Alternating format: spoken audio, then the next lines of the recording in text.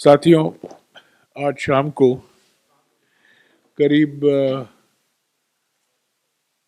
1 घंटे के लिए 70 मिनट के लिए हमारे कांग्रेस पार्लियामेंट्री पार्टी के चेयरपर्सन श्रीमती सोनिया गांधी जी ने पार्लियामेंट्री रणनीति ग्रुप की एक बैठक ली। 7 तारीख को शीतकालीन सत्र शुरू होने वाला है। उस संदर्भ में ये मीटिंग बुलाया गया।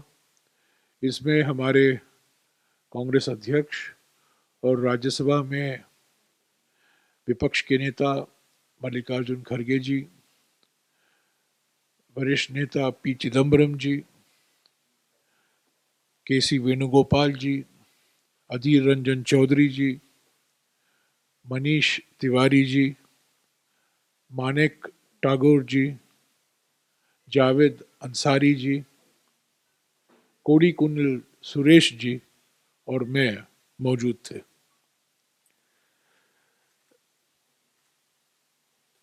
तीन ऐसे तो कई मुद्दों पर चर्चा हुई और कांग्रेस अध्यक्ष ने कुछ 14 या 15 मुद्दे का जिक्र किया। बेरोजगारी, किसानों के लिए एमएसपी की कानूनी गारंटी, प्राइस राइज और इन्फ्लेशन, साइबर क्राइम जो अभी अभी हम पढ़ रहे हैं एम्स के बारे में। पांचवा मुद्दा जो उन्होंने उठाया, खास तौर से जो यूपीए के कार्यकाल में अधिकार आधार कानून जो बनाए गए थे, राइट्स बेस्ड लेजिस्लेशन जो बनाया गया था, RTI, MNREGA, forest rights act, one अधिकार अधिनियम, जो कमजोर किए जा रहे हैं। सीमा पर जो आज स्थिति है, चीन के साथ जो तनाव बरकरार है पिछले 22 महीने में, उसका भी जिक्र हुआ। जो संवैधानिक संस्थाएं हैं जिनको कमजोर किया जा रहा है और जिनमें सरकार का हस्तक्षेप रोज हम को देखने को मिल रहा है, वो भी एक मुद्दा है। कांग्रेस प्रेसिडेंट ने मोरवी ब्रिज के गिरने के बारे में भी बात की। न्यायपालिका और सरकार के बीच में जो टेंशन पैदा किया जा रहा है, खास तौर से कानून मंत्री की ओर से, जो न्यायपालिका के लिए खतरनाक है। रुपये की मूल्य डॉलर के संबंध में, गिरती हुई निर्यात और जो आर्थिक स्थिति काफी निराशाजनक है। वायु प्रदूषण, खास तौर से उत्तर भारत में, उसका भी जिक्र हुआ। जम्मू और कश्मीर में जो कश्मीर पंडितों पर टारगेटेड किलिंग हुए हैं और कश्मीरी पंडित समुदाय की ओर से भी प्रोटेस्ट हुआ है, उसके बारे में भी बातचीत हुई। कुल मिलाकर 3 बड़े मुद्दे हैं कांग्रेस की ओर से। ये एक छोटा सा सत्र है, 17 दिन है। 17 दिन में से 14 दिन हमें मिलते हैं विपक्ष को बात उठाने की, क्योंकि फ्राइडे को तो प्राइवेट मेंबर्स बिल होता है। तो इन 14 दिन में हम कौन कौन से मुद्दे उठाएं, उसको प्रायोरिटी देना है। कांग्रेस अध्यक्ष मल्लिकार्जुन खड़गे जी सभी विपक्ष के नेताओं के साथ अगले 2-3 दिन में बातचीत करेंगे। पर 3 मुद्दे बड़े हैं। एक तो 22 महीने से जो चीन के साथ हमारे सीमा पर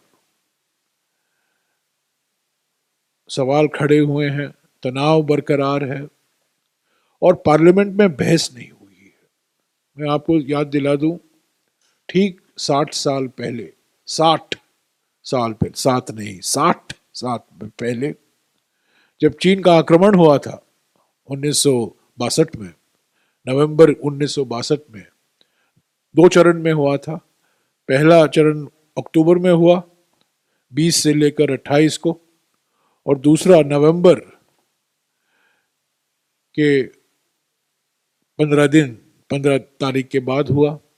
और जब चीन का आक्रमण हुआ, पार्लियामेंट में बहस हुआ करता था, प्रधानमंत्री बैठा करते थे, प्रधानमंत्री ने सबको सुना, जवाब दिया, आक्रमण चल रहा था।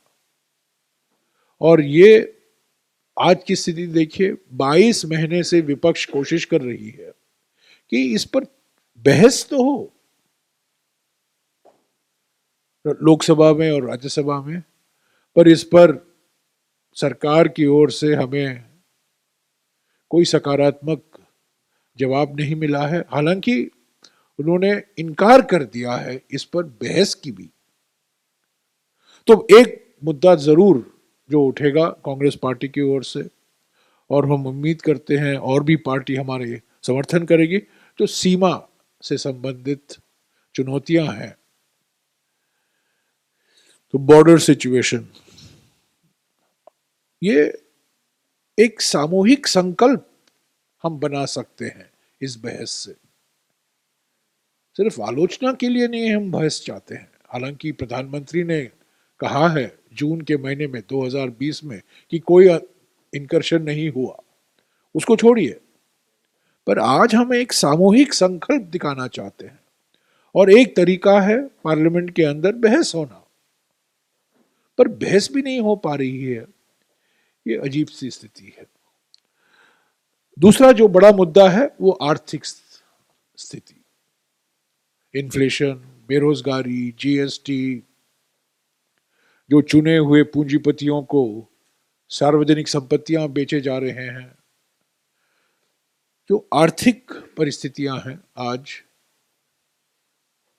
देश के सामने, जो आंकड़े भी बताते हैं, निर्यात गिर रहा है, डॉलर रुपी वैल्यू में बहुत भारी गिरावट आई है। तो इस पर हम जरूर बहस मांगेंगे। और तीसरा बड़ा मुद्दा है संस्थाओं के बारे में, जो इंडिपेंडेंट संस्थाएं हैं, जो संवैधानिक संस्थाएं हैं, जो हमारे लोकतंत्र के स्तंभ हैं, मीडिया, जुडिशरी, इलेक्शन कमीशन, ऐसे संस्थाएं जिसमें हस्तक्षेप हो रहा है, जिनको प्रधानमंत्री और प्रधानमंत्री कार्यालय का एक अंग बनाया जा रहा है, ये नामुमकिन है। और जरूर कांग्रेस पार्टी इसके बारे में बहस चाहेगी। तो ये 3 बड़े मुद्दे हैं, पर इसके अंदर बहुत से छोटे छोटे मुद्दे जुड़े हुए हैं। किसान के मुद्दे हैं जरूर, जब काले कानून वापस लिए गए थे, एमएसपी की कानूनी दर्जा देने के लिए बात हुई थी, उस पर कोई अब तक कुछ कार्रवाई नहीं हुई है, वो जरूर हम उठाएंगे। और जो आदिवासी और वन क्षेत्र से जुड़े हुए कानून में कमजोरी लाई जा रही है, उसका भी जिक्र होगा। पर मोटे तौर से ये 3 मुद्दे हैं जो मैंने कहा, बॉर्डर सिचुएशन, उस पर बहस, आर्थिक परिस्थितियां, इकोनॉमिक सिचुएशन पर बहस, और जो संस्थाएं हैं, संवैधानिक संस्थाएं हैं, जो हमारे लोकतंत्र के स्तंभ हैं, जो जिनका अधिकार छीना जा रहा है और जिनकी इंडिपेंडेंस छीनी जा रही है, उस पर हम जरूर बहस चाहेंगे। हमें बहस के लिए 3 या 4 दिन रहेंगे, क्योंकि ये छोटा सत्र है। तो कांग्रेस पार्टी विपक्ष की पार्टियों के साथ जरूर बातचीत करेगी अगले 2-3 दिन में। कांग्रेस अध्यक्ष खुद बात करेंगे और एक आम सहमति बनाने की कोशिश करेंगे कि ये 3 बड़े मुद्दे पर बहस हो। मैंने पहले ही कहा है कि कांग्रेस पार्टी जाति के आधार पर जनगणना के पक्ष में है। 2011-2012 में ये जनगणना की गई थी, जब मैं ग्रामीण विकास मंत्री था, हमने करवाया था। 2013 तक वो जाति के आधार पर जनगणना सब पूरी हो चुकी थी, पर बाद में सरकार बदली और वो प्रकाशित नहीं हुई। उस सर्वे का जो नतीजा था, जो जानकारी हासिल की गई थी, वो प्रकाशित नहीं हुई। आज के हालात में मैं समझता हूँ कास्ट सेंसस करवाना अनिवार्य है, बहुत ज़रूरी है, और ये कांग्रेस पार्टी का एक बहुत साफ पोजीशन है, इस पर क्लियर है, स्पष्ट तरीके से हम कह रहे हैं। ईडब्ल्यूएस आरक्षण पर बात हुई और ये तय हुआ है कि क्योंकि सुप्रीम कोर्ट में ये बात सही है, जो सुप्रीम कोर्ट का निर्णय था, 3 न्यायाधीशों ने उस संविधान संशोधन को सही ठहराया, पर 2 न्यायाधीशों ने, और जो चीफ जस्टिस उनमें शामिल थे, उन्होंने बहुत गंभीर सवाल उठाए हैं उस संशोधन के बारे में, और कांग्रेस पार्टी चाहती है कि इस पर पुनर्विचार हो। हम इस पक्ष में हैं, इस विषय को हम जरूर उठाएंगे पार्लियामेंट में, और भी पार्टियां उठाएंगे, पर हम भी उठाएंगे कि सुप्रीम कोर्ट के निर्णय को मद्देनजर रखते हुए, और जो 2 न्यायाधीशों ने अपने जजमेंट में कहा है, जो जब पहली बार ये संविधान संशोधन बिल आया था, हमारे वक्ता ने भी पार्लियामेंट में यही सवाल उठाए थे, पर हमने तब संविधान संशोधन को समर्थन दिया था फरवरी 2019 को।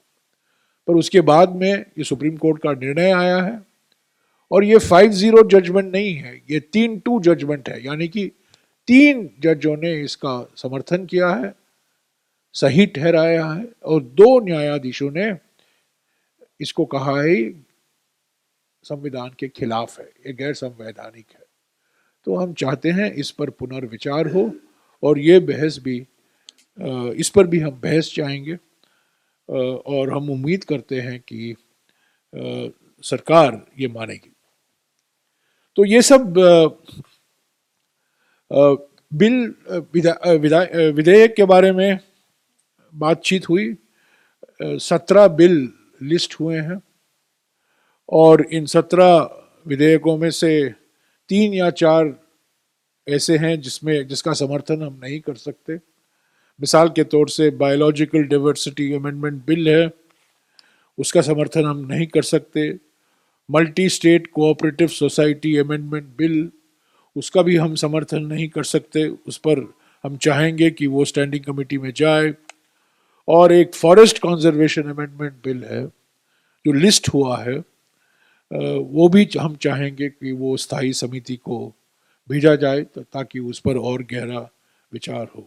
इसके अलावा जो बाकी बिल हैं, वो 3 जो हैं, 3 जो मैंने कहा, बायोलॉजिकल डाइवर्सिटी अमेंडमेंट बिल 2021, दूसरा है multi state cooperative societies amendment bill 2022, जो हम चाहते हैं कि स्टैंडिंग कमेटी को भेजा जाए, और तीसरा है फॉरेस्ट कंजर्वेशन अमेंडमेंट बिल 2022, वो भी हम चाहते हैं कि वो स्थायी समिति को भेजा जाए।